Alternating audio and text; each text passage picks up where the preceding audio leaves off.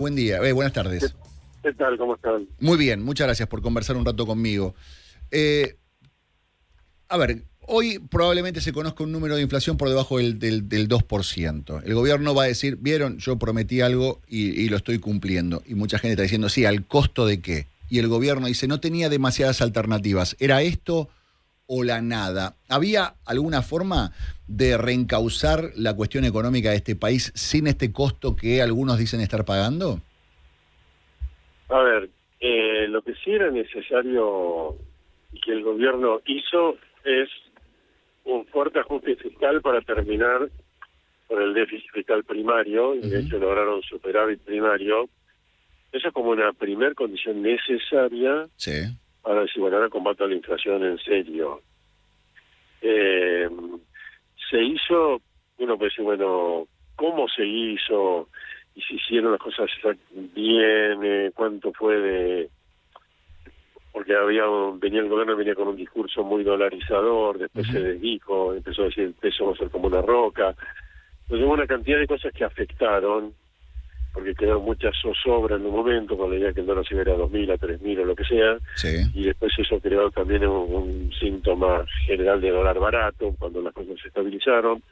Y en el interés se pagó un costo recesivo, a mi juicio, exagerado, y después, pero de todas maneras, la economía ya se recuperó. Entonces uno diría, bueno, como cosa general, se logró bajar la inflación bastante fuertemente, no tan eficientemente como se hizo en la convertibilidad, que a esta altura era así de 0,5, 0,6%, 0,7%, ni como en los 2000, 2002, 2003, 2004, 2005, después de la crisis, la inflación ya 5% anual, también 0,4, 0,5%.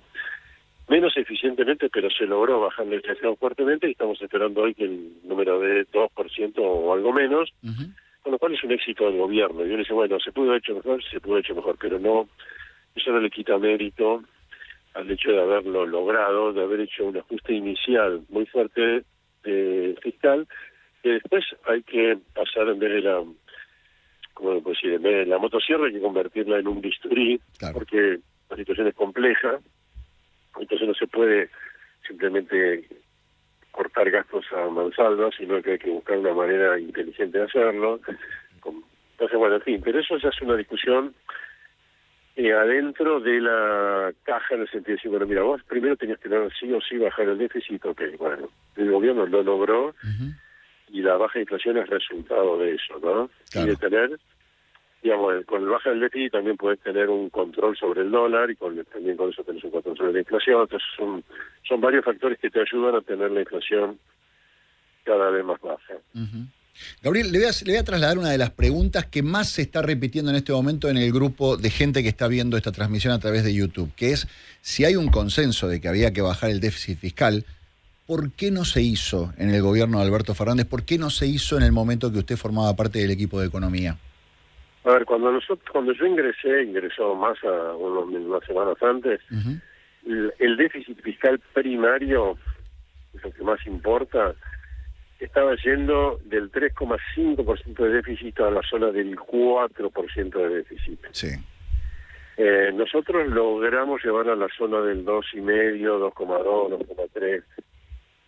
En esos primeros meses hubo un ajuste fiscal, se aumentaron las tarifas, se controlaron muchas partidas que se estaban para que se estaban subejecutando, y se mantuvo esa subejecución porque eran muchos gastos superfluos. O sea que hubo un cierto, además se aumentaron impuestos, gastar en un impuesto país, retenciones a las ganancias, o sea que hubo un ajuste fiscal de casi 2 puntos. No es que no hubo ningún ajuste. Yo quería hacer un ajuste completo para llevar el déficit a cero, porque me parecía que Argentina necesitaba ir a déficit cero, porque nadie le quería prestar plata, y entonces todo iba a ser convivir con una inflación alta, aunque no es que la inflación terminaba siendo el 3 o 4% por mes, pero igual era alta y riesgosa. Cuando la inflación es 4% por mes es riesgosa. Sí. Porque después pasan cosas y la inflación pasa del 4 al 6, que es lo que nos pasó. Claro.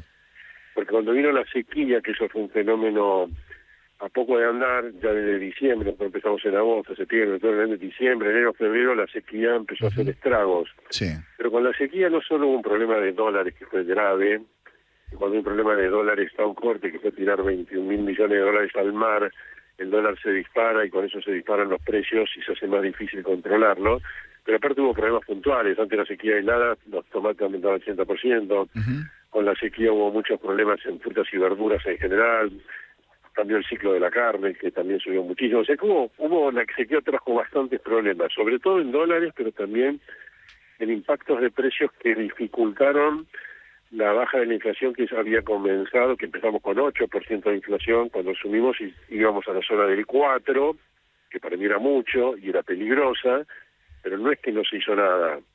Lo que pasa es que primero vino la sequía como shock externo, y después en agosto, cuando Massa perdió las elecciones con Milei, sintió que tenía que hacer cosas. Una para digamos, aliviar los daños que había causado la devaluación, y seguramente para pelear, para, digamos, que la clase media esté mejor y seguramente para ganar votos. Eso no te lo dicen así, pero es la lectura que uno hace. No, por supuesto, pero a ver, básicamente estamos reconociendo que... Básicamente estamos reconociendo que hubo un momento donde el gobierno de Alberto y bajo el ministerio de Sergio Massa pusieron la economía al servicio de una candidatura, y eso tiene sus costos. Ahí te hago un paréntesis, porque si bien yo estuve muy en contra de lo que se llamó después Plan Platita, que básicamente eran dos medidas. Una, la eliminación del impuesto a la ganancia de la cuarta categoría, la baja, digamos, subir los umbrales y favorecer a la cuarta categoría. Y la otra es el compre sin IVA. Acá tengo que hacer tres menciones. Una, que el efecto global de todas las medidas terminó siendo 0,6% del PBI. Algunos dicen que es el 10, que es el 15, que es el 20, dicen cualquier cosa. Si bien fue una medida que para mí fue una señal muy contraproducente en un momento delicado, que para mí no había que dar la señal de aflojar en lo fiscal, tampoco fue para tanto. O sea, se le indica un nivel de crecimiento del gasto tremendo. O sea, ese es un primer punto, porque se exagera muchísimo el efecto de lo que se llamó Plan Platita.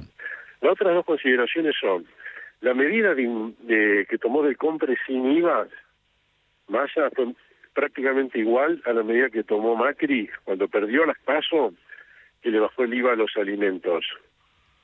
Es más o menos lo mismo, esta era un poco más eficiente, pero no vamos a descubrir ahora que los presidentes o los candidatos a presidente hacen cosas en la economía para que la gente los vote. No, lo han pero hecho todo, lo ha hecho Macri, lo hizo en 2019. Pero esta es la primera vez que un ministro de Economía es el candidato a presidente y tiene la posibilidad de... Macri lo hizo en 2019. No, acá estamos hablando...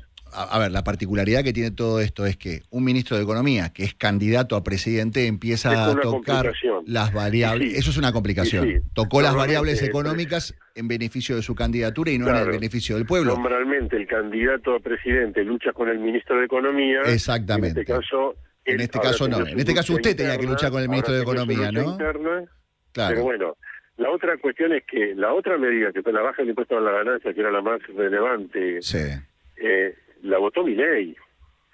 Cuando alguien hace eso en el Parlamento y vota una ley que aumenta los gastos o baja los impuestos y no tiene contrapartida, Milei dice que es un degenerado fiscal. Y él hizo eso. Él votó y ayudó que esa medida pasara por el Parlamento, porque fue una ley. Pasó por el Parlamento, la votó Milei y creó un agujero fiscal, que vuelvo a decir, el agujero fiscal no fue para tanto, pero fue en un momento muy delicado y que creó una sensación de que las cosas... Entonces, Rubinstein, y con respecto a la emisión, porque lo que dicen es que se emitió a lo loco, que se emitió de una forma descomunal. Usted dice que nada de esto sucedió. No, de hecho se emitió menos durante el gobierno de Massa que durante el gobierno de Milei.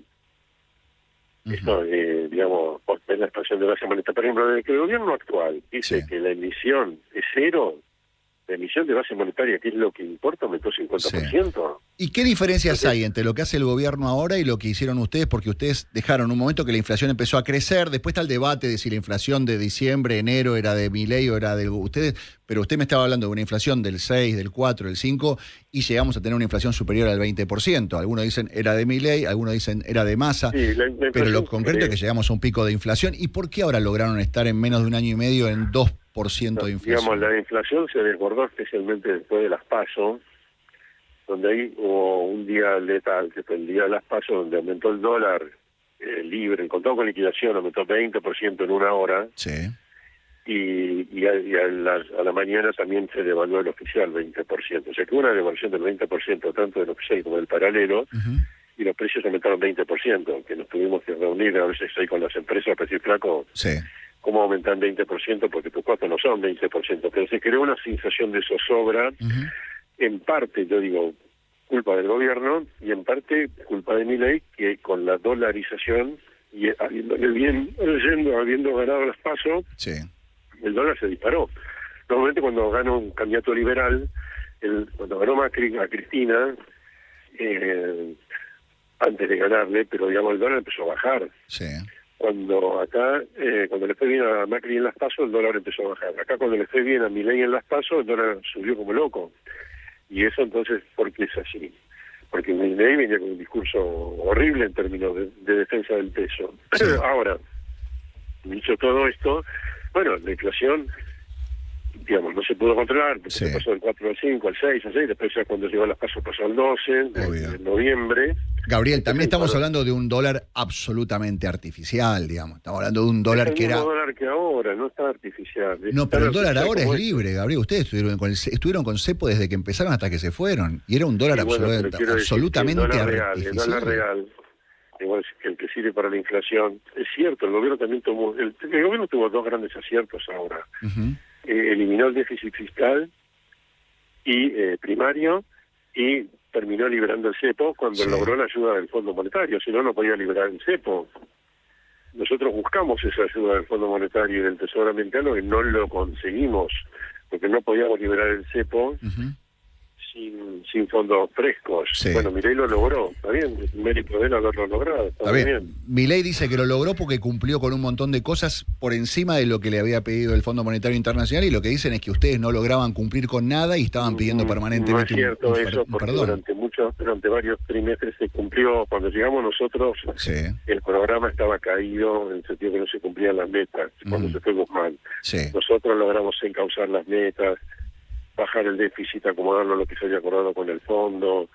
Distintas metas se fueron cumpliendo. Cuando no se cumplió una meta de reserva fue por la sequía, que el fondo lo avaló porque no se podía Sí. cumplir con semejante sequía, y después ya no se cumplió cuando vino el proceso electoral, pero hasta durante un año se cumplían las metas acordadas con el fondo. Bien. No fue tal descontrol. Pues, si la inflación igual era alta, sí era alta porque estaba diseñada para una inflación del 3-4% mensual, y se disparó en ese momento al 6%. Bien. Antes de que empezara el proceso electoral. Y bueno, justamente por eso yo creía que había que llevarlo Ujú. a un objetivo de déficit cero, porque era difícil bajar la inflación, no iba a ser cero la inflación, pero podía poder ser del 2% mensual como es ahora. Eso se podía No, haber claro. logrado en ese momento eventualmente, Sí. pero es cierto que hubiéramos necesitado ayuda del fondo o de alguien para tener más reservas, porque también empezamos con reservas Ujú. cero, y era difícil la situación para poder bajar la brecha. Y más con la sequía se hacía imposible bajar la brecha. Entonces, Sí. y ahí necesitamos una ayuda que nunca llegó, aún cuando cumplíamos Sí. las metas. Rubinstein, ¿es verdad que dejaron reservas negativas y que dejaron una deuda gigantesca de todo lo que tenía que ver de derechos de exportación o de la CIRA y todo eso?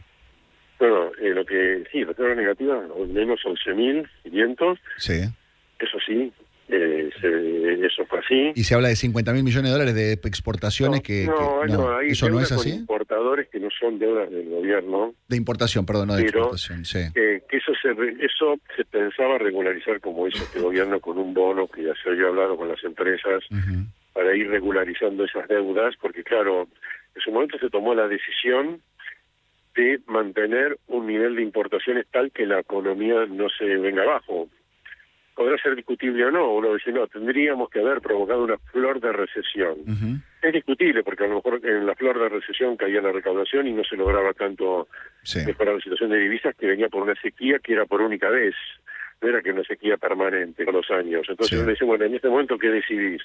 Bueno, se decidió aumentar que las empresas se endeuden más en la parte comercial Ujú. para que se puedan seguir importando. Bien. Algunas empresas tenían problemas, otras no, y había que regularizar. ¿Qué hizo este gobierno? Hizo un bono que se llamó Bono Preal, que fueron 10.000 millones de dólares, finalmente la demanda de eso, que con eso se regularizó el problema. Eso lo hubiéramos hecho nosotros también seguramente, o quien hubiera sido ministro, porque se estaba conversando con las empresas de darle una solución a ese problema, especialmente cuando se termine la sequía. Este año, el año pasado, el 2024, fue sin sequía. Entonces la situación ya, no solo que fue sequía, fue la peor sequía de toda la historia argentina, porque hubo sequías cada tanto, pero nunca tan graves. Está bien, entiendo. Gabriel, le agradezco su tiempo y la posibilidad de conversar de esta manera. Gracias a ustedes. Que siga bien, hasta la próxima. Gabriel Rubinstein fue viceministro de Economía de Sergio Massa. Hay un montón de cosas que teníamos ganas de saber, de su visión, ¿no? De cosas que se tenían que haber hecho y que él sabía, él reconoce que se tenían que haber hecho un montón de cosas que no se hicieron, tiene su justificación. Pero bueno, le pregunté todo lo que tenía que preguntar. Muy bien. Me parece a mí. Me parece perfecto. Para las 3 de la tarde, ¿tenemos algo para contar?